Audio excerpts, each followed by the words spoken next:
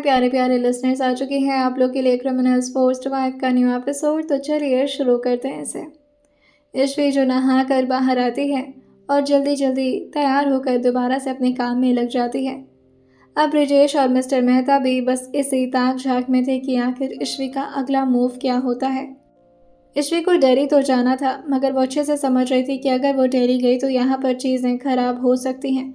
जब तक ईश्वी यहीं पर रहेगी और अपने ठीक सामने वो दक्ष को इसी वजह से रखी थी ताकि वो हमेशा दक्ष पर अपनी नज़र बना कर रखे, वरना वो अपने डैड को अच्छे से जानती थी कि वो जीतने के हद में कुछ भी कर सकते हैं। उसका दिल्ली जाना तो मुश्किल हो रहा था, लेकिन तान्या की एक कज़न जो कि दिल्ली में रहती थी और उसी कज़न की बदौलत वो कुछ इम्पॉर्टेंट चीज़ें इकट्ठा करवा पाती है। इसी तरह से कुछ दिन और बीतते हैं और अब सबके दिल में बस यही दुख दुखी लगी हुई थी कि आखिर अब अगले दिन कोर्ट रूम में क्या होने वाला है। एक तरफ ब्रिजेश और मिस्टर मेहता आमने सामने बैठकर एक दूसरे से बातें कर रहे थे। मिस्टर मेहता जो ब्रिजेश को समझाते हुए कहते हैं, आप अभी तक किसी की भी नज़र में कल्प्रिट नहीं हैं और अभी मैं आपको विक्टिम साबित कर सकता हूँ, लेकिन अगर आपने वहाँ पर अपने जज्बात पर कंट्रोल नहीं पाया तो हमारे हाथ से ये केस निकल जाएगा। ब्रिजेश जी, ब्रिजेश जो कहते हैं, ऐसा कुछ नहीं होगा। हमें अच्छे से पता है कि हमारी बेटी किस हद तक हमसे सवाल कर सकती है और लेकिन तभी मिस्टर मेहता उनको करेक्ट करते हुए कहते हैं, ना ना ना, वो कोर्ट रूम में आपकी बेटी बनकर नहीं, एक लॉयर बनकर आपसे सवाल करेगी। और सबसे इम्पॉर्टेंट बात तो ये है कि मुझे अच्छे से समझ में आ रहा है ईश्वी की ताकत कितनी है। परेशान होने की ज़रूरत नहीं है, उसके हर जवाब का तोड़ मेरे पास रहेगा। मैं आपको डिफेंड करूँगा, वो भी इस तरह से कि ईश्वी खुद ही कंफ्यूज हो जाएगी।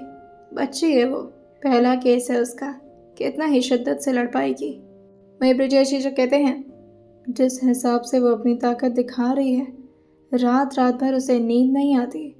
मैं देखता हूँ जब भी उसके कमरे की लाइट्स हमेशा ऑन रह रही हैं। मिस्टर मेहता, वो बहुत मेहनत कर रही है, पता नहीं उसके हाथ क्या क्या लग चुका है। मिस्टर मेहता जो कहते हैं, अरे आप क्यों टेंशन ले रहे हैं ब्रिजेश जी, हर प्रूफ को मैं इस एंगल से कोर्ट रूम में पेश करवाऊंगा कि हर बार की तरह विद्युत सिंह राठौर इस बार भी कल्प्रिट साबित होंगे और मुझे लगता है कि ये हियरिंग शायद आखिरी हियरिंग बन जाएगी और अब तो मैं भी अपनी जान लगाने में तुल चुका हूँ। आने वाले वक्त में आपको समझ में आएगा कि मिस्टर मेहता को लोग इतना अच्छा वकील क्यों समझते हैं। इस तरफ उन लोग की बातें चल रही थी, वहीं दूसरी तरफ रिजॉर्ट में ईश्वी जो दक्ष के सामने बैठी हुई थी और उसको घेर करके सारे लड़के, वहीं राहुल भी इस वक्त वहीं पर मौजूद था, जिसे देख देख कर तान्या जो थोड़ा इरिटेट हो रही थी और वो ईश्वी के कानों के पास आकर कहती है, मुझे ये ठीक नहीं लग रहा, तुम इसे भेज दो ना बाहर, ये यहाँ पर क्या कर रहा है। ईश्वी जो एक बार राहुल की तरफ देखती है और फिर एक बार दक्ष की तरफ और धीरे से खड़े होते हुए कहती है, गाइस आई अंडरस्टैंड कि आप दोनों के बीच जो म्यूचुअल अंडरस्टैंडिंग है वो बहुत ही ज़्यादा बुरी है और आप दोनों एक दूसरे से काफ़ी नफरत करते हैं, राइट राहुल। राहुल जो कहता है, एग्जैक्टली, बहुत ही ज़्यादा, और मैं किसी मुजरिम के साथ यहाँ पर और वक्त नहीं बिता सकता, मुझे सफोकेशन हो रही है। ईश्वी इसको कंट्रोल करते हुए कहती है, Rahul just try to understand ना, वैसे भी देखो जो सिचुएशन इस वक्त बन रखी है ना, उसमें मजाक की चीज़ें तो कहीं एग्जिस्ट ही नहीं करती, इसलिए please try to understand and be serious about this topic. और जब तक कोर्ट इन्हें मुजरिम साबित ना कर दे, कोई भी शख्स मुजरिम नहीं कहलाता। तुम इस तरह से बहुत ही गलत काम कर रहे हो, किसी को इस तरह अपनी मर्जी से मुजरिम घोषित कर देना, तुम कोई जज नहीं हो। मैं बस आप सबकी मदद चाहती हूँ और सबसे ज़्यादा आपकी। दक्ष धीरे से अपनी निगाहें उठाकर ईश्वी की तरफ देखता है तो ईश्वी उसी की तरफ लगातार देख रही थी और धीरे से उनके ठीक सामने आकर बैठते हुए उनके हाथों पर अपना हाथ रखती है, जो कि इस वक्त काफ़ी कसा हुआ था, और उनको धीरे से समझाते हुए कहती है, कल जो कोर्ट रूम में होने वाला है उसके बारे में शायद आपको अंदाज़ा ना हो, मगर मुझे है। कल किस टॉपिक पर बात होगा, क्या पूछेंगे वो लोग, किस तरह से आपको दोषी साबित करने की कोशिश करेंगे, मुझे वो हर एक चीज़ तो नहीं पता, मगर मुझे इतना ज़रूर पता है कि कल आपको गुस्सा ज़रूर आएगा कोर्ट में। और मेरी तरफ एक बार ध्यान से देखिए। वहीं दक्ष ईश्वी की आंखों में देखते हैं ईश्वरी जो आगे उनको समझाती है, अगर आपको गुस्सा है तो बस प्यार से मेरी तरफ एक बार देख लीजिएगा। मैं आपको किसी भी हालत में कन्विंस कर लूँगी अपनी आंखों से ही। तान्या जिस बात पर हंसते हुए कहती है, आपको आंखों का डायरेक्ट कनेक्शन है क्या? पागल हो गए, जब गुस्सा आएगा तो वो प्यार से कैसे देखेगा? और फिर गुस्सा क्यों आएगा? ऐसा भी क्या पेश करने वाले हैं कल मिस्टर मेहता?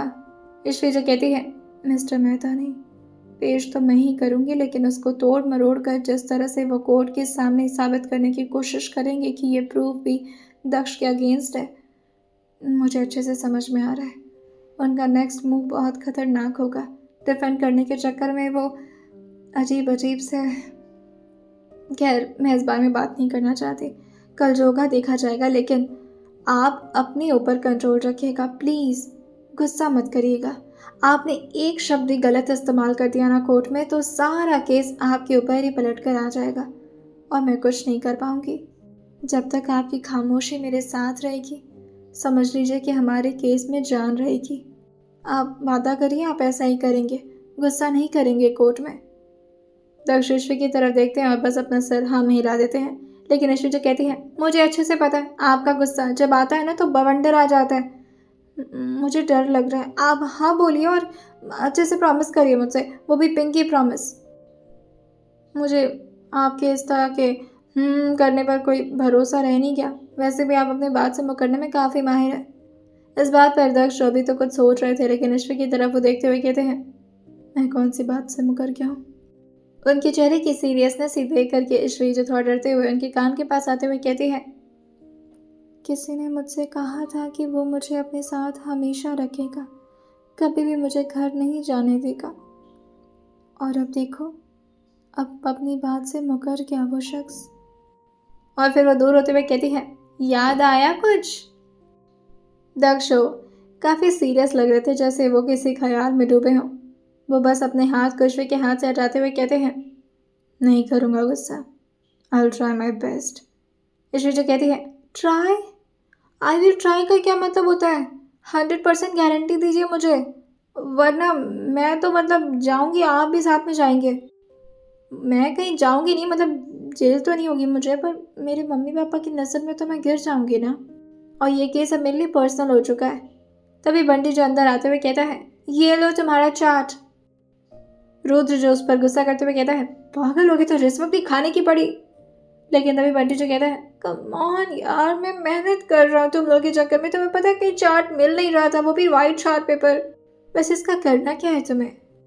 ईश्वरी जो बंटी से कहती है, किसी की मदद लेकर के उसे दीवार पर लगा।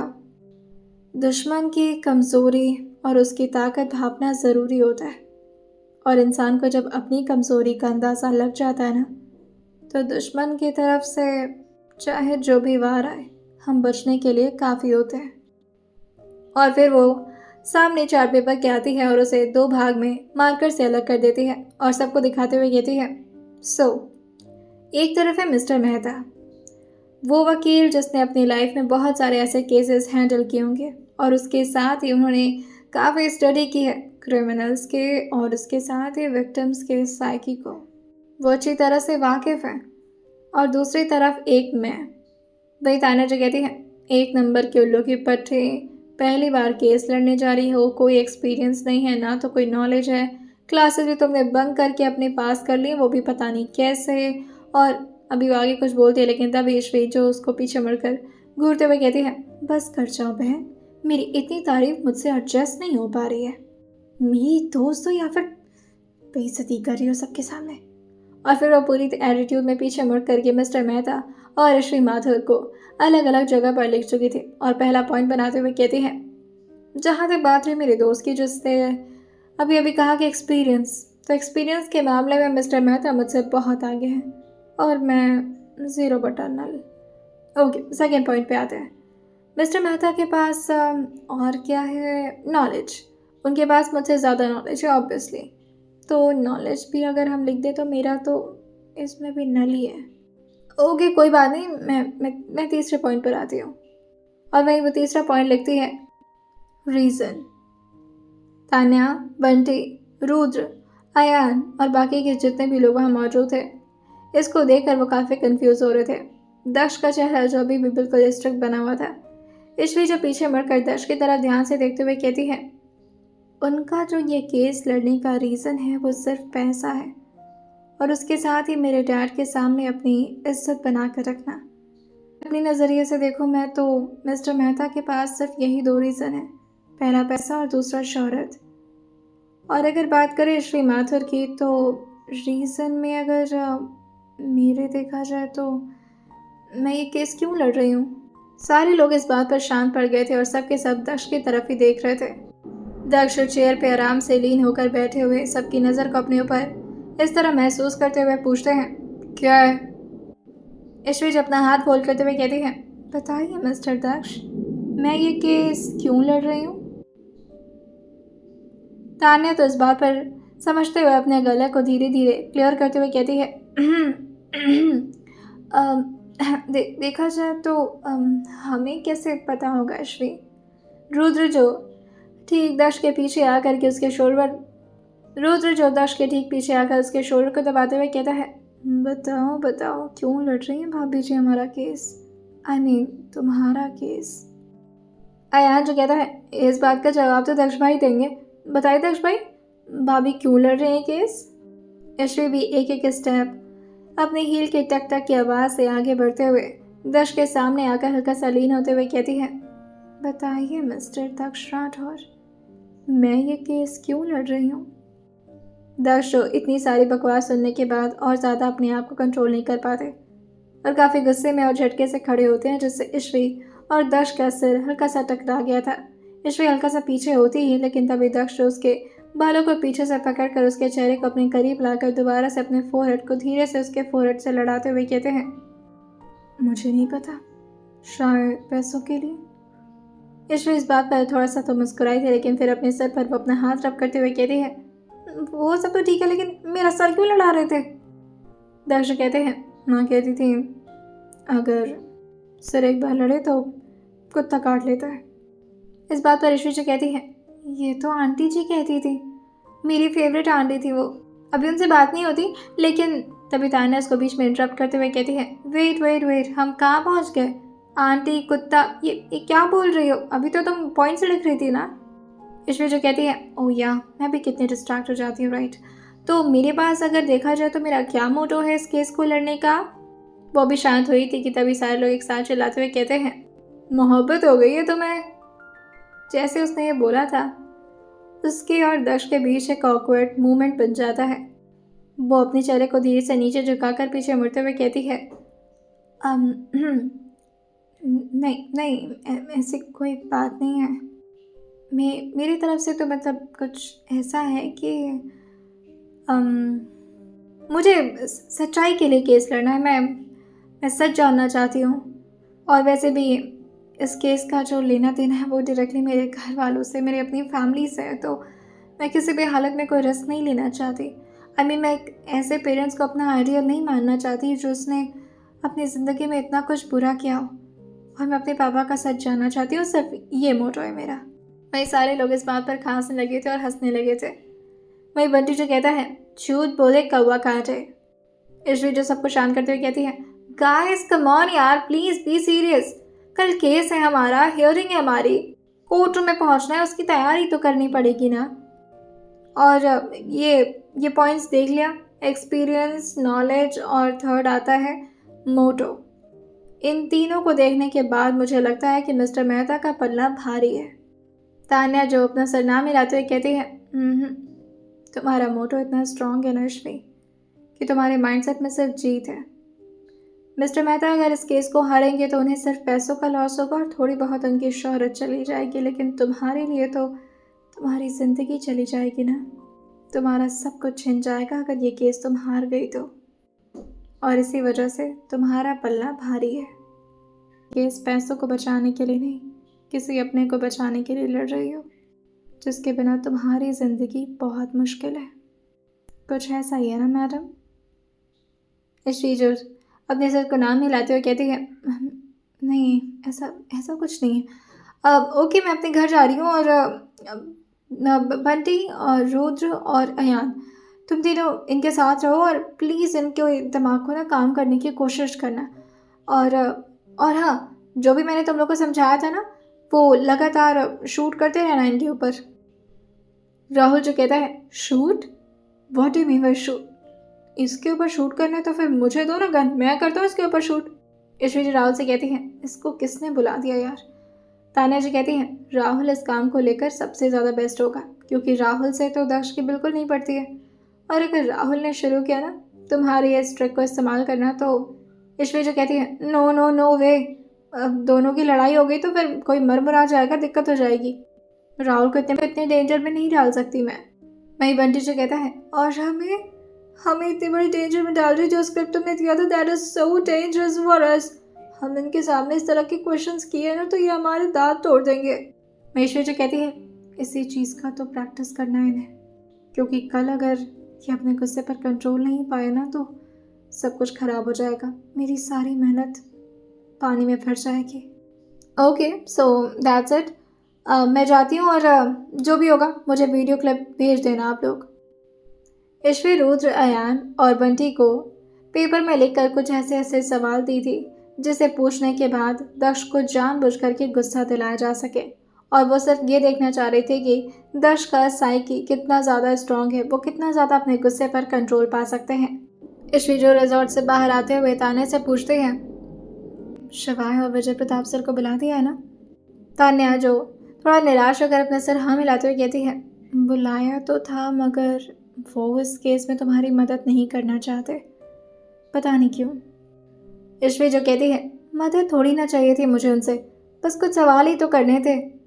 और जहाँ तक बात रही दक्ष की, तो मुझे अच्छे से पता है कि वो मुझे पूरी बात तो नहीं बता रहा, क्योंकि जो बातें मुझे अयान ने बताई हैं अभी तक दक्ष के मुंह से वो बातें नहीं निकली हैं। आई नो कि वो काफ़ी एम्बैरसिंग है और वो हालात दोबारा से याद करना उनके लिए कितना मुश्किल होगा, मगर उसके बावजूद भी वो समझ नहीं रहे कि ये कितना इम्पोर्टेंट है मेरे लिए। बस मैं कोई भी क्लू नहीं छोड़ना चाहती जिसका इस्तेमाल करके वो कोई नई साजिश जोड़ ले, और फिर काफ़ी मुश्किल हो जाएगा यार। क्यों नहीं मान रहे शिवाय सर? एक बार मुझसे बात तो कराओ, कम से कम फ़ोन से बात कराओ, मैं बात करती हूँ उनसे। रात भर ईश्वरी अपने काम में लगी रही थी। मिस्टर मेहता तो आराम से खर्राटे की नींद मार रहे थे, क्योंकि उन्हें तो पूरा कॉन्फिडेंस था कि उनके हाथ से केस तो कोई हरा ही नहीं सकता। एक बार केस फाइल उनके हाथों में आ गई तो इसका मतलब जीत तो उसी शख्स की होनी है जो मिस्टर मेहता की टीम में हो। अगला दिन। अब ये 5 का सफ़र जो कट चुका था, जिसमें ईश्वरी ने अपनी पूरी जान लगा दी थी, और उसे थोड़ा एक्स्ट्रा मेहनत भी करना पड़ रहा था, क्योंकि वो बहुत सारे लॉज को भूल भी चुकी थी काफ़ी टाइम से प्रैक्टिस ना करने की वजह से। लेकिन आज ईश्वरी पूरी तरह से तैयार थी, और अपने घर के ही मंदिर के एरिया में जाते हुए अपना हाथ जोड़कर अपनी आंखें बंद करके हल्का सा मुस्कुराहट अपने चेहरे पर लेकर के भगवान से प्रार्थना कर रही थी। वहीं उसकी माँ जो पूजा की थाल लेकर पूरे घर में इधर उधर धूप बत्ती के धुएं को घर के अंदर सारी तरह से प्रवेश कराने की कोशिश कर रही थी, ताकि जो भी नेगेटिव एनर्जी और जो भी उनके बेटे के दिमाग का भूत चढ़ा हुआ है वो किसी भी हालत में ख़त्म हो जाए। और वो धीरे से थाल ले आकर उसके ठीक सामने करती हैं और धुआं उसकी तरफ करते हुए कहती हैं, भगवान तुम्हें हर बुरी नज़र से बचाए। ईश्वरी की भी आंखें तुरंत खुल गई थी, और वो अपना हाथ अपनी माँ की तरफ देखते हुए कहती है, बुरी नज़र? मुझे तो ऐसा लगता है कि मेरे ऊपर भगवान की नज़र लग गई है, तभी तो शायद वो मुझे इतना काबिल समझ रहे हैं कि मुझे इस केस को हैंडल करने का मौका मिला है। अर्चना जी जो उसकी गाल पर अपना हाथ रख कर धीरे से मुस्कुराते हुए कहती हैं, एक और बार सोच लो बेटा, एक और बार। तुम अपने पापा से बहुत प्यार करती। अभी उनकी पूरी बात कंप्लीट नहीं हुई थी कि तभी बीच में ही ईश्वरी अपना हाथ जो कि अपने पॉकेट में डालते हुए कहती है, माँ, मैं अपने पापा से बहुत प्यार करती हूँ और पापा भी मुझसे बहुत प्यार करते हैं। लेकिन मेरे पापा ने ना बचपन से मुझे एक चीज़ सिखाई थी, जब भी किसी चीज़ को करने का दिल राज़ी करे उस चीज़ को कभी अधूरा मत छोड़ना। और आपको तो पता ही मैं अपनी ज़िद को पूरी करने में कितना ज़्यादा माहिर हूँ। पीछे आने का तो सवाल ही नहीं उठता। बस मुझे आशीर्वाद दीजिए कि आज जो भी सच हो उसको अच्छी तरह से मैं कोर्ट में सामने ले आ पाऊँ। बस मैं ये कोशिश, और मैं इस केस को जीत कर आपका और पापा का नाम रोशन करूँ।